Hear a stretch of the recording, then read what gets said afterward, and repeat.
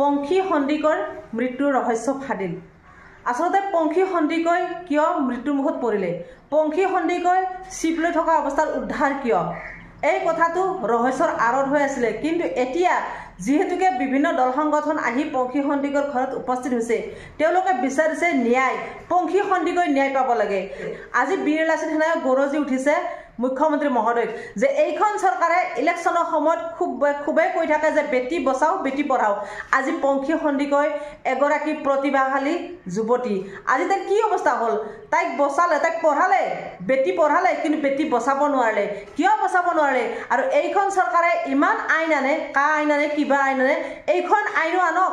যিজনী ছোৱালীক হত্যা কৰিলে সেই হত্যাকাৰীক ফাঁচি দিয়া আইনখন আমাক লাগে। যিটোকে পংখী সন্দিকৈৰ হত্যা হৈছে, আচলতে হত্যাটো কৰিলে পংখী সন্দিকৈৰ হাজবেণ্ড নীতিকেশ দাসে।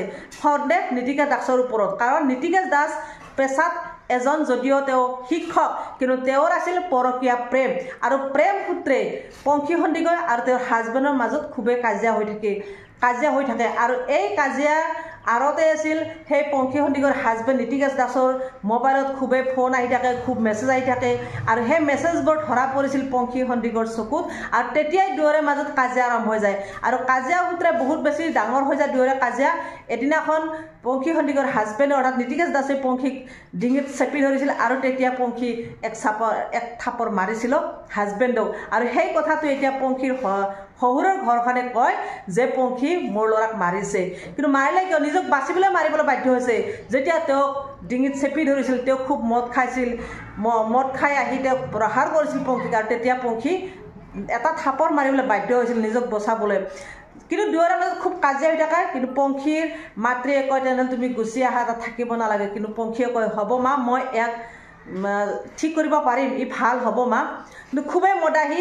এতিয়া যদিকে পংখীৰ মৃত্যু হ'ল, পংখীৰ মৃত্যু কেনেকৈ হ'ল এই কথাটো ডাঙৰ ৰহস্য হৈ পৰিছে। পংখীৰ মৃত্যু হ'ল চিপ লৈ থকা অৱস্থাত, কিন্তু মৃত্যুৰ দিনাখনো এই কথাটো পংখীৰ শহুৰৰ ঘৰখনে বা পংখীৰ হাজবেণ্ডে এবাৰো পংখীৰ ঘৰখনক জনোৱা নাই, পংখীৰ গাৰ্জেনক মা দেউতাকক এবাৰো জনোৱা নাই।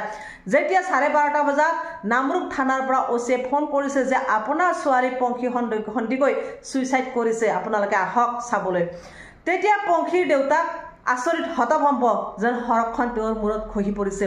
তেতিয়া তেওঁ কৈছে ঠিক আছে, আমি গৈ আছোঁ, আপোনালোকে ডেড বডিটো নানিব আৰু ননাব, যেনেকৈ থাকে থাকিবলৈ দিয়ক, আমি গৈ চাম। কিন্তু তেওঁলোকে এটা কথা ক'লে যে ইমান দিন আমি ৰাখিব নোৱাৰোঁ, আমি লৈ আনিলোঁ ডেড বডিটো, তাৰ পৰা নমাই আনিলোঁ, আৰু এতিয়া থানাত আছে, আপোনালোকে আহক, থানাতে চাই যাব, আপোনালোকক আমি তাৰে ফটো দেখুৱাম। ফটোটো দেখুৱাইছে, ফটোটো দেখিলে ছেটিছফাই নহয় পংখীৰ ঘৰখনে।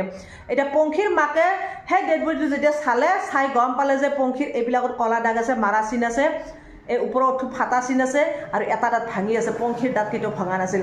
কিন্তু সিদিনাখন আচলতে কাজিয়া হৈছিল সম্ভৱ দুয়োৰে হাজবেণ্ড ৱাইফৰ মাজত, আৰু কাজিয়াৰ পিছত পংখীৰ হাজবেণ্ডে পংখীক ডিঙিত চেপি হয়তো মাৰিছে। শেষত এটাই শ্ব' কৰালে যে ছুইচাইড। এতিয়া পংখী ন্যায় পাবনে, পংখীক ন্যায় দিবনে?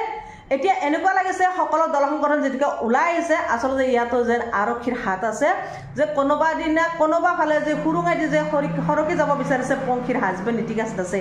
আচলতে সেইটো হ'ব নালাগে, আইন সমান হ'ব লাগে, আইন মতে তাই ন্যায় পাব লাগে। পংখীয়ে এজনী পংখী মৰিছে, কালি আৰু কোনোবা পংখী মৰিব পাৰে, কোনোবা পংখী ৰেপ হ'ব পাৰে। আজি বীৰ লাচিত সেনা কৈছে, গতিকে আমি পংখীক ন্যায় পোৱাটো বিচাৰোঁ, পংখীক ন্যায় দিব লাগে, এইখন চৰকাৰে আইন আনিব লাগে, আৰু পংখীৰ হাজবেণ্ড নীতিকেশক গ্ৰেপ্তাৰ কৰিলে নহ'ব, তেওঁক ফাঁচি দিব লাগিব। আৰু পংখীৰ ভনীয়েকো কৈছে মোৰ বা যেনেকৈ মৰিছে তেওঁ মৰিব লাগে, কিন্তু তেওঁক এবাৰতে মাৰি শেষ কৰিব নালাগে, শাস্তি দি মাৰিব লাগে, এনেকৈ পংখীৰ ভনীয়েকে কৈছে। আৰু এটা কথা, তেওঁলোকৰ মনতো সন্দেহ হ'বই দিয়কচোন, যে পংখীৰ শহুৰেকৰ ঘৰখনে বা হাজবেণ্ডৰ ঘৰখনে কোনো জনোৱা নাছিল, থানাৰ পৰাহে ফোনটো আহিলে। আৰু এটা কথা, থানাৰ পৰা যেতিয়া আহিছে অচিসকলে আহি পংখীৰ ভনী এইবাৰ মেট্ৰিক পাছ কৰিছে, বেছি বয়স হোৱা নাই, হয়তো 15-16 বছৰ। এই বয়সীয়াল ছোৱালীজনী কি জানিব, তেওঁক কৈ যাব দিছে, তেওঁলোকে কিবা এটা চুটলি দিছে কৈ গৈছে, আৰু তাই কৈ গৈছে, সেইমতে লিখি গৈছে, সেইখন হৈছে এজাহাৰ। আৰু সেই এজাহাৰত যি ধাৰা দিছে, ধাৰা মতে এতিয়া দল সংগঠনবিলাকে কৈছে এইটো ধাৰা হেনো পংখী ছুইচাইড কৰা দেখুৱাইছে। গতিকে এইটো উঠাই ল'ব লাগে, এইখন এজাহাৰ উঠাই ল'ব লাগে, নতুনকৈ এখন এজাহাৰ দিব লাগে, আৰু চৰকাৰে আমাক ন্যায় দিব লাগে, এই পংখীক ন্যায় দিব লাগে। পংখী আমাৰ ভণ্টি হয়, বীৰ লাচিত সেনা আজি গৰজি উঠিছে, সকলো দল সংগঠন গৰজি উঠিছে, মহিলা সংগঠন গৰজি উঠিছে যে পংখীক ন্যায় দিব লাগিব, নহ'লে অন্যথা আমি শিৱসাগৰ বন্ধ কৰি দিম। শিৱসাগৰ স্তব্ধ হৈ যাব, শিৱসাগৰ বন্ধ হৈ যাব। বহুত কথাই ক'লে, চৰকাৰক আহ্বান জনাইছে চৰকাৰে যে ন্যায় দিয়ে।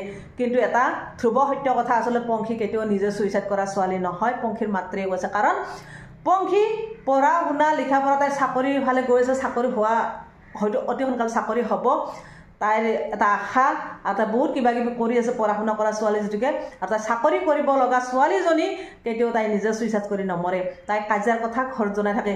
আৰু এটা কথা যে পংখীৰ মৃত্যুৰ দিনাখনে পংখীৰ ফ্ৰেণ্ড এজনীক, বান্ধৱী এজনীক কিছুমান কথা কৈছিল, আৰু কৈ থকা টাইমতে বান্ধৱীজনী শুনিছিল যে পংখীৰ হাজবেণ্ডে পংখীক মাৰি আছিল।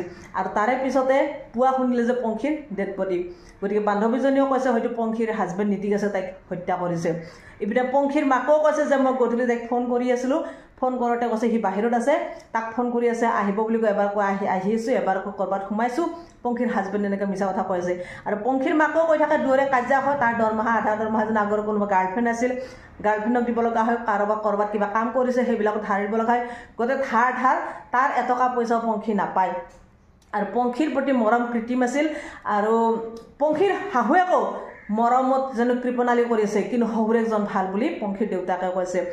বহুত কথা ইয়াত সোমাই আছে, কিন্তু এতিয়া এইটো স্পষ্ট হৈ পৰিছে যে পংখীক পৰিকল্পিতভাৱে হত্যা কৰিছে।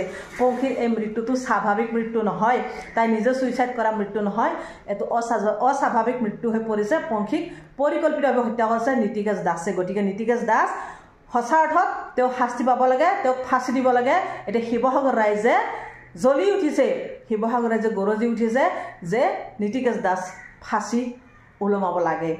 ক'বই দিয়কচোন, এইখন চৰকাৰে খুবেই ডাঙৰ কথা কয়, বেটি বচাও বেটি পঢ়াও। আমি দেখিলোঁ জন্মনি ৰাভাই ন্যায় পালেনে সঠিকভাৱে?